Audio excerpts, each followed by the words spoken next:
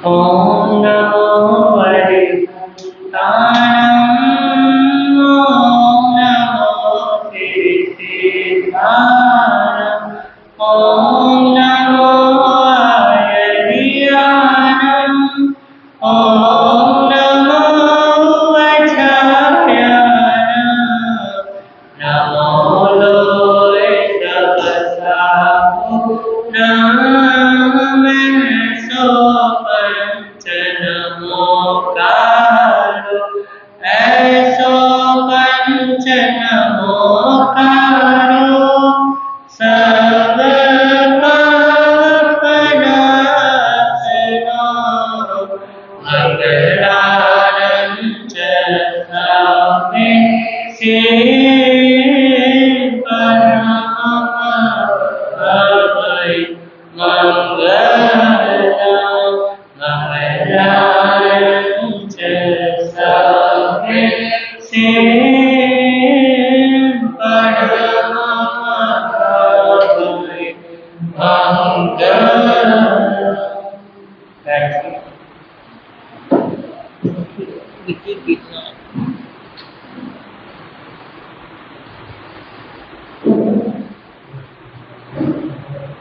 धम्म मंगल मुख्यम अहिंसा संयम करो देवादितं नमस्ते जस धम्मे संयम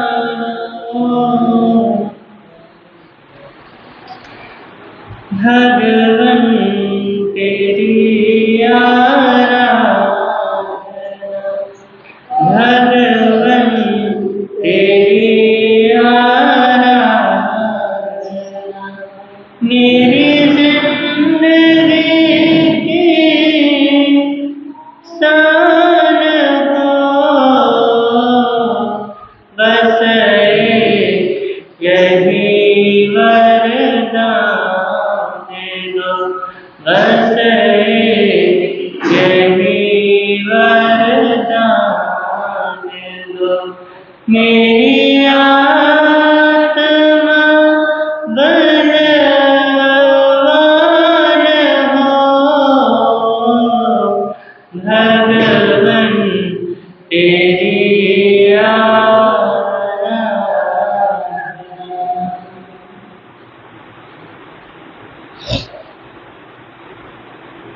सर्वप्रथम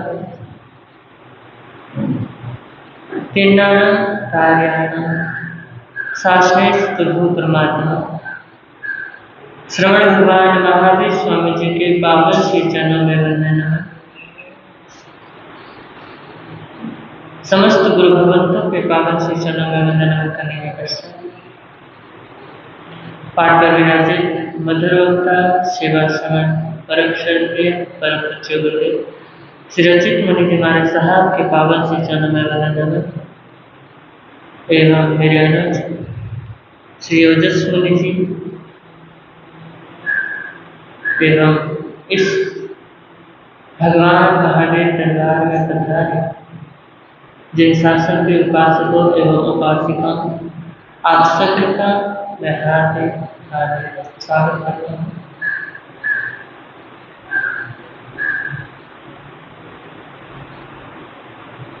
कल्याण मंदिर की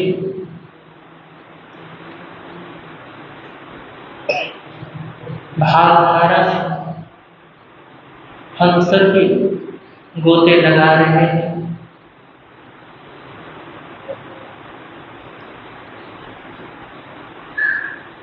और हमें भक्ति रूपी गंगा में गोते जो लगवा रहे हैं वो कौन है? आचार्य सिद्धसेन जी। भक्ति के विषय में उन्होंने क्या किया है? बहुत ही सुंदर उन्होंने कल्याण मंदिर के माध्यम से भक्ति का स्वरूप उन्होंने बताया। अगर कोई वास्तविक भक्ति है तो वो कौन है? जो आचार्य सिद्धसेन जी फरमा रहे हैं।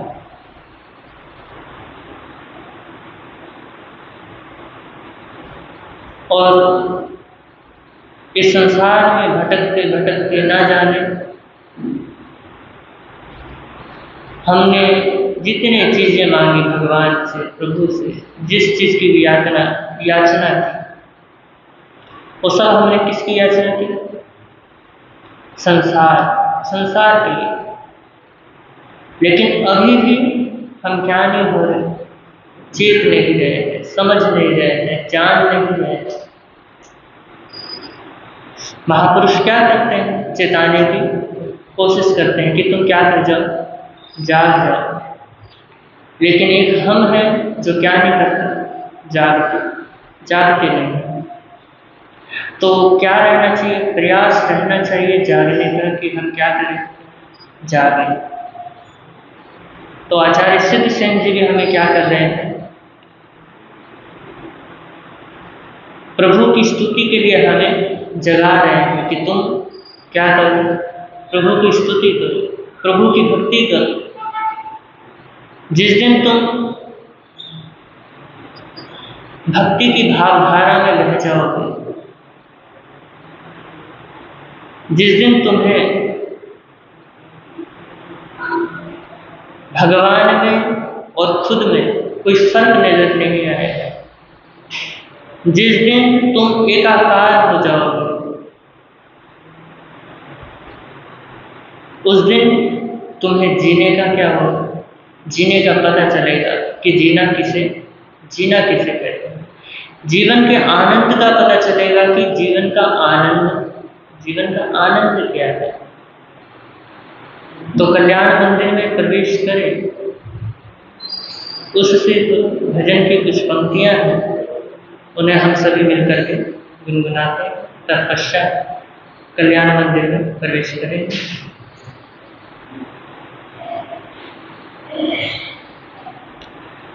डगर है मुश्किल कठिन सफर है, मगर मुसाफिर जगह नहीं है। डगर है मुश्किल कठिन सफर है, मगर मुसाफिर जगह नहीं है। डगर है मुश्किल कठिन सफर है, मगर मुसाफिर कम करना है, कम। डगर है मुश्किल कठिन सफर है, मगर मुसाफिर जगह नहीं है। जो सोएगा बस वही खोएगा, जो खोएगा बस वही खोएगा। ये बात उसको पता नहीं है। डगर है मुश्किल कठिन सफर है, मगर मुसाफिर जगह नहीं है। डगर है मुश्किल कठिन सफर है, मगर मुसाफिर नहीं है। लगेंगे फल जब किसी वृक्ष में, वो पेड़ झुक जाएंगे स्वतः ही।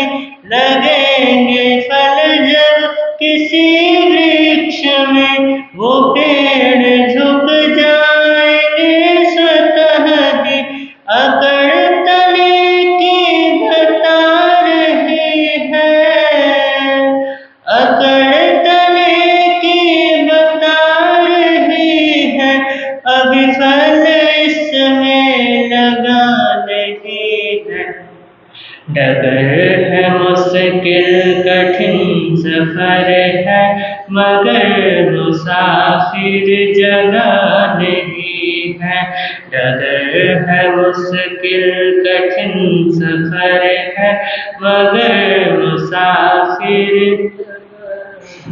जो खानदानी रईस होते, मिजाज रखते हैं नर्म अपना।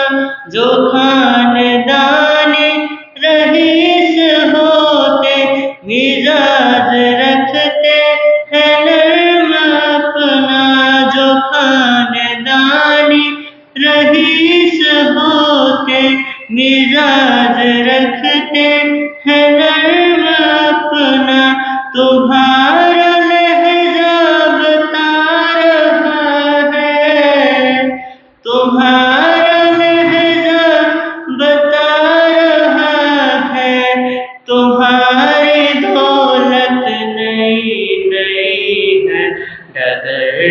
मुश्किल कठिन सफर है मगर मुसाफिर नहीं है डगर है। मुश्किल कठिन सफर है मगर मुसाफिर जगह नहीं है।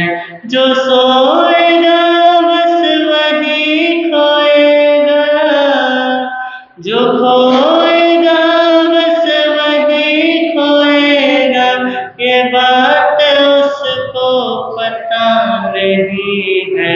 डगर है मुश्किल कठिन सफर है मगर मुसाफिर जगह नहीं है। कठिन सफर है डगर है मुश्किल मगर मुसाफिर जरा सा कुदरत ने क्या नवाजा कि वाके बैठे हो पहले सपने।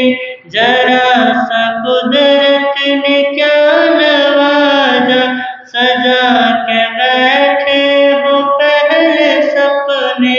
जरा सा कुदरत ने क्या नवाजा किया के बैठे हो पहले सपने।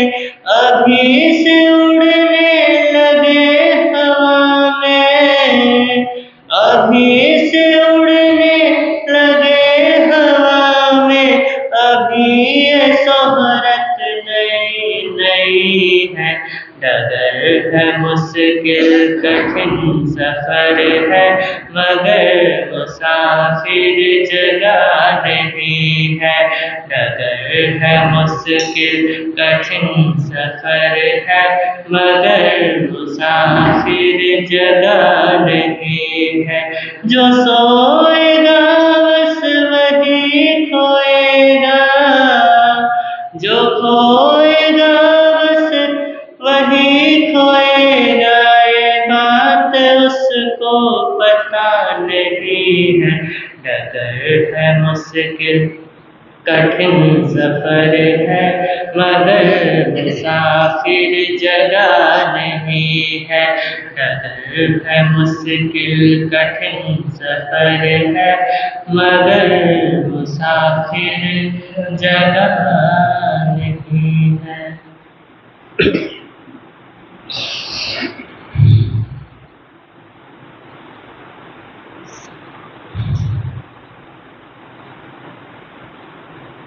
कल्याण मंदिर का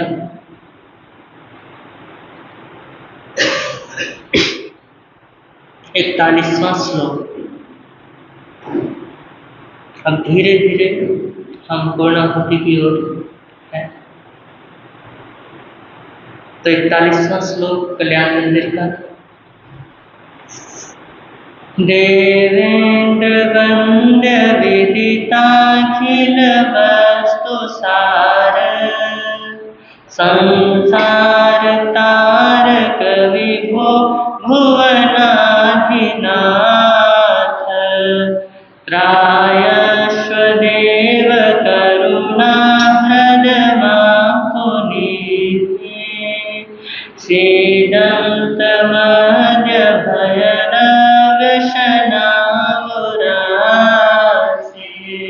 सीदंत मध्य भयनव्यसनामुरासे।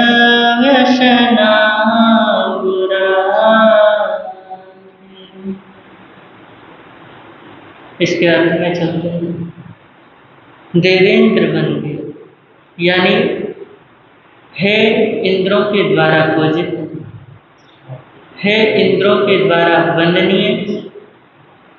विदिताखिल वस्तुसार यानी हे सब पदार्थों के रहस्य को जानने वाली।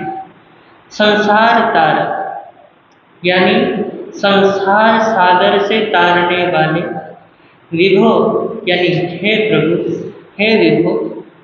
भुवनाधिनाथ यानी हे तीनों लोक के स्वामी। त्रायस्व यानी बचाव और देव यानी प्रभु देव। करुणाहृद यानी हे दया के सरोवर। माँ यानी मुझको। पुनीह यानी पवित्र करो। सिद्धांत यानी दुखी होते हुए। अद्य यानी आज, भयद व्यसनांबुरा से यानी भयंकर दुखों के सागर से। आचार्य जी फरमा रहे हैं, हे सुरेंद्र के द्वारा स्तुत्य, संपूर्ण वस्तुओं के परमार्थ को जानने वाले, संसार को तारने वाले प्रभु, भुवन के अधिनाथ देव, करुणा के हृद, भय देने वाले विपत्ति रूपी समुद्र से मैं आज पीड़ित हो रहा हूँ। तुम उससे मेरी क्या करो, रक्षा करो, मुझे क्या करो, पवित्र। आचार्य सिद्ध सेन जी उत्कृष्ट वैराग्य की भूमिका में प्रवेश करते हुए, आरोहण करते हुए, अपने आराध्य के प्रति पूर्ण समर्पण भाव के साथ आत्मनिवेदन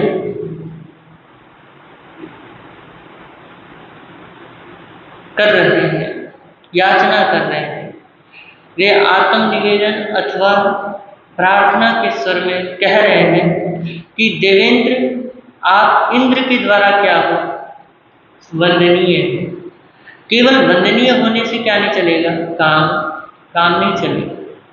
आपकी विशेषता यह है कि जो संपूर्ण ज्ञान का विकास आपके भीतर हुआ है, क्या हुआ है आपके अंदर, वो जो ज्ञान उदित हुआ है, और आपने क्या किया, उस ज्ञान के उदित होते ही सभी तत्वों को क्या कर लिया, जान लिया है। आपने तत्व को जाना है। यह विकास बहुत प्रयत्न क्या है, बहुत प्रयत्न साध्य है। हमारी दुनिया में क्या है, दो प्रकार के तत्व हैं। कौन कौन से, सूक्ष्म और स्थूल। कहते हैं हमारे पास इंद्रियां हैं, क्या है, इंद्रियां हैं। हम इंद्रियों से स्थूल तत्व को क्या कर सकते हैं, जान सकते हैं, किंतु सूक्ष्म तत्वों को क्या नहीं कर सकते, इंद्रियों के द्वारा जान, समझ, देख नहीं सकते। तो जहाँ स्थूल है और जहाँ सिर्फ इंद्रिय चेतना काम करती है, वहाँ क्या होता है, इंद्रिय चेतना का जो अंतिम स्वरूप है वह क्या है, तर्क और अनुमान। क्या है, तर्क और अनुमान। यही सीमा है इंद्रिय चेतना की। और इंद्रिय चेतना के स्तर पर जीने वाले लोग अक्सर क्या करते हैं, लड़ाई झगड़ा करते हैं, कदाग्रह में क्या होते हैं, पढ़ते हैं। तो जो सूक्ष्म तत्वों को जानते हैं, क्या करते हैं, जो सूक्ष्म तत्व को जानते हैं, जो सूक्ष्म तत्व को जानने वाले हैं, वो कभी लड़ाई झगड़े में पढ़ते नहीं हैं, कदाग्रह में पढ़ते नहीं हैं। तो आचार्य कह रहे हैं, प्रभु आपने सारे सूक्ष्म तत्वों को क्या कर लिया है, सारे सूक्ष्म तत्वों को, सार को विदित कर लिया है और जान लिया है। आप स्वयं संसार समुद्र के पार क्या हो रहे हैं, पार जा रहे हैं, और दूसरों को भी क्या कर रहे हैं, दूसरों को भी तारने वाले हैं। आप क्या हैं, विभु हैं। क्या है, आप प्रभु हैं। आपका संपूर्ण ज्ञान क्या है, व्यापक है। व्यापक मतलब विस्तृत है, सब जगह क्या है, फैला हुआ है, और वह किसी सीमा में क्या नहीं है, बद्ध नहीं है, यानी बंधा हुआ। उस ज्ञान की कोई सीमा नहीं है। इसीलिए आप भुवन के अधिनाथ क्या हो गए हो, भुवन के अधिनाथ बन गए हो, यानी तीनों लोकों के आप नाथ हो। तो प्रभु आप करुणा के हृद हैं। क्या है, करुणा के हृद हैं। हृद को बनाया नहीं जाता, वह जल का क्या है, नैसर्गिक रूप है। तो बावड़ी, कुआं आदि को क्या किया जाता है, खोदा जाता है, तब पानी निकलता है। हृद क्या होता है, हृद वह होता है जिसको खोदा नहीं जाता, जो खुद ही क्या हो जाता है, स्वतः ही बन जाता है। जैसे सरोवर है ना, सरोवर को खोदा नहीं जाता, वो खुद ही स्वतः ही बना होता है। तो आप करुणा के क्या है, हृद है, यानी आप करुणा के सरोवर हैं, जलाशय है। इसलिए हे स्वामी त्रायस्व, आप क्या करो, आप मेरी रक्षा करो। माँ पुनि ही, मुझे क्या करो, पवित्र मुझे पवित्र बना दो, मुझे क्या कर दो, जो मेरे अंदर कलुषित भावनाएं हैं उन्हें क्या कर दो, दूर दूर कर दो। प्रश्न हो सकता है इतना डर किस बात का है आचार्य को, इतना डर क्या है कि कोई तुम्हारी क्या करे, रक्षा करे। कौन आक्रमण कर रहा है? साधु है, पास में पैसा नहीं है, पास में कोई बंगला नहीं है, कोई शत्रु नहीं है, फिर डर किस बात का, डर किस बात का है? क्यों डर रहे हैं? क्यों इतनी याचना आचार्य प्रभु से कर रहे हैं? तो आचार्य सिद्धसेन जी ने स्वयं ही इसका उत्तर क्या कर दिया है, स्वयं ही इसका उत्तर दे दिया है। वे कह रहे हैं कि यह संसार क्या है, यह संसार समुद्र है। क्या है? यह संसार समुद्र है, कष्टों का घर है, और उन कष्टों से मैं क्या हो रहा हूँ, अवसाद में जा रहा हूँ, तनाव में जा रहा हूँ। मुझे क्या हो रहा है, डिप्रेशन, आजकल के भाषा में कहते तो डिप्रेशन में जा रहा हूँ। तो इसलिए आप मेरी क्या करो, आप मेरी रक्षा करो। कुछ कष्ट तो ऐसे होते हैं जो व्यक्ति के पास आते हैं तो व्यक्ति क्या हो जाता है, डर जाता है, घबरा जाता है। और कुछ वो जो कष्ट आए हुए हैं वो जब चले जाते हैं तो आदमी क्या हो जाता है, सामान्य हो जाता है। और कुछ कष्ट ऐसे होते हैं जो कभी जाते ही नहीं है। तो यह संसार क्या है, यह संसार दुखमय है। यहाँ जन्म और मृत्यु का चक्र क्या करता रहता है, चलता रहता है। तो संसार इतना विचित्र है कि इसके बारे में कुछ कहा नहीं जा सकता। महापुरुषों ने कहा कि पिछले कितने जन्मों में आदमी किस रूप में जी रहा है, यह जानना क्या है, यह जानना कठिन है। और जान जाए तो उसे संभालना और भी ज़्यादा मुश्किल है। जिस व्यक्ति में धैर्य नहीं, क्या नहीं है, धैर्य नहीं है, क्षमता नहीं है, यदि उसे अपने पूर्व जन्म का ज्ञान हो जाए तो वो क्या हो जाएगा, वो पागल हो जाएगा। क्या हो जाएगा, वो उसे संभाल नहीं पाएगा। वो क्या होगा, जो जन्म उसको पिछले जन्म का जो ज्ञान हुआ है वो उसका क्या करेगा, दुख ही पैदा करेगा। तो भारतीय दर्शन में दो परंपराएं हैं, पता है कौन कौन से? जो दुखवाद और सुखवाद है। तो दुखवाद का जो परंपरा है, आपको पता है कौन कौन से? दो परंपराएं तो हो गई, दुखवाद और सुखवाद। और दुखवाद का जो परंपरा है जो चलाते हैं जैन और बौद्ध, क्या है, जैन और बौद्ध धर्म क्या करते हैं, दोनों परंपराएं दुखवाद का अनुसरण करती हैं, उनको क्या करती हैं, उनको चलाती हैं। देखिए भगवान महावीर ने कहा, जन्म दुखम जरा दुखम रोगाय मरणानि अहो दुखो संसारो जत्थ की संति जंतव। यानी संसार में जन्म दुख है, बुढ़ापा दुख है, रोग दुख है, मृत्यु दुख है। सारा संसार क्या है, सारा संसार दुखमय है। इसलिए व्यक्ति क्या कर रहा है, मोक्ष की याचना कर रहा है। और भगवान बुद्ध का भी यही वचन है कि संसार में दुख क्या है, भरा हुआ है। इसलिए व्यक्ति क्या कर रहा है, मोक्ष की याचना कर रहा है। देखिए संसार क्या है, संसार क्या है, पदार्थ बहुल है। और मोक्ष क्या है, पदार्थ रहित है। और वहाँ ना कोई बाजार है, ना कोई पैसा है, ना कोई रुपया है, ना ज्वेलरी है, ना हीरा है, ना पन्ना है, कुछ भी तो नहीं है। फिर मोक्ष की इच्छा क्यों? कई बार क्या कर देते हैं, सवाल कर देते हैं, जब वहाँ कुछ है ही नहीं तो व्यक्ति वहाँ जाना क्यों चाह रहा है? संसार है, संसार में सुख दुख आए तभी तो जीने का कोई मजा है, ऐसा कहने वाले भी बहुत मिलते हैं। तो आचार्य ने फरमाया कि पदार्थ के साथ क्या है, दुख जुड़ा है। व्यक्ति दुख से क्या होना चाहता है, मुक्त होना चाहता है। दुख से मुक्त होना है तो उसके लिए पदार्थों के प्रति जो ममत्व भाव है, क्या है, आसक्ति भाव है, उससे मुक्त होना क्या है, अनिवार्य है। जो हमने जिस वस्तु के साथ लगाव पैदा कर रखा है, चाहे परिवार के प्रति क्यों ना लगाव हो, चाहे घर के प्रति ही क्यों ना हो, चाहे किसी भी चीज़ के प्रति हमारा मोह क्यों ना हो, अगर हमें मोक्ष को प्राप्त करना है तो क्या करना पड़ेगा? क्या करना पड़ेगा? आसक्ति को, ममत्व को, मोह को कम करना पड़ेगा, यानी छोड़ना ही पड़ेगा। कम तो क्या करना पड़ेगा? छोड़ना ही पड़ेगा। तब जाकर के आपको क्या मिलेगा? मोक्ष मिलेगा। तो पदार्थ के साथ दुख जुड़ा है और व्यक्ति दुख से मुक्त होना चाहता है, और दुख मुक्त होने के लिए क्या करना पड़ेगा? ममत्व से मुक्ति पाना होगा, तब जाके हमें मोक्ष प्राप्त होगा। इसीलिए आचार्य प्रार्थना कर रहे हैं कि प्रभु, मैं विपत्तियों से क्या हूँ? पीड़ित हूँ, मैं विपत्तियों से क्या हूँ? घिरा हुआ हूँ। वे मुझे क्या कर रही है? भयभीत कर रही है, मुझे डरा रही है। आप मेरी क्या करो? आप मेरी रक्षा करो और मुझे क्या कर दो? पवित्र बना दो। पदार्थ की मूर्छा के कारण मेरा जीवन क्या बनता जा रहा है? मेरा जीवन अपवित्र बनता चला जा रहा है। तो अब मैं क्या होना चाहता हूँ?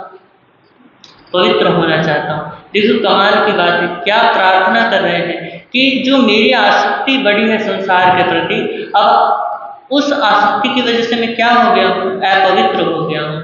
तो आप क्या कर दो? मुझे पवित्र बना दो। तो आचार्य क्या कर रहे हैं? हम सबको भक्ति करना सिखा रहे हैं। तो यह पवित्रता की आकांक्षा साधना के संकल्प को प्राणवान क्या करती है? प्राणवान बनाती है, और इससे सिद्धि का पथ क्या होता है? सिद्धि का पथ प्रशस्त होता है।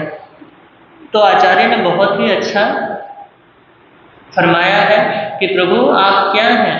करुणा के हृद हैं, आप करुणा वत्सल हैं, आप करुणा के सरोवर हैं, आप तीनों लोक के क्या हैं? तीनों लोक के नाथ हैं, तीनों लोक के स्वामी हैं, और आप क्या हैं? इंद्रों द्वारा वंदनीय है। और यहाँ तक कि वंदनीय होने से काम नहीं चलेगा। आपको क्या करना पड़ेगा? जो आपके शरण में आया, यानी मैं आचार्य सिद्ध सेन जो आपके चरणों में झुका है, वो अब क्या हो गया है? अपवित्र हो गया है। कैसे अपवित्र हो गया है? उसके प्रति मन में क्या आ चुका है? संसार के प्रति ममत्व भाव आया हुआ है। यानी किसी भी चीज के प्रति हो सकता है, जो भी कहना चाह रहे हैं कि मेरे अंदर जो ममत्व भाव है, आसक्ति भाव है, उस वजह से मैं अपवित्र हो गया। इसलिए आप मुझ पर क्या करो? आप मुझ पर कृपा करो और मेरी प्रार्थना स्वीकार करो, और आप मुझे क्या कर दो? अपवित्र से पवित्र कर दो। तो यह हुआ 41वें श्लोक का अर्थ। अब जैसा अवसर होगा 42वें श्लोक में हम प्रवेश करेंगे। अब बस 2 दिन का प्रवचन और रहेगा, फिर कल्याण मंदिर की पूर्णाहुति। इन्हीं शब्दों के साथ ओम शांति, ओम शांति।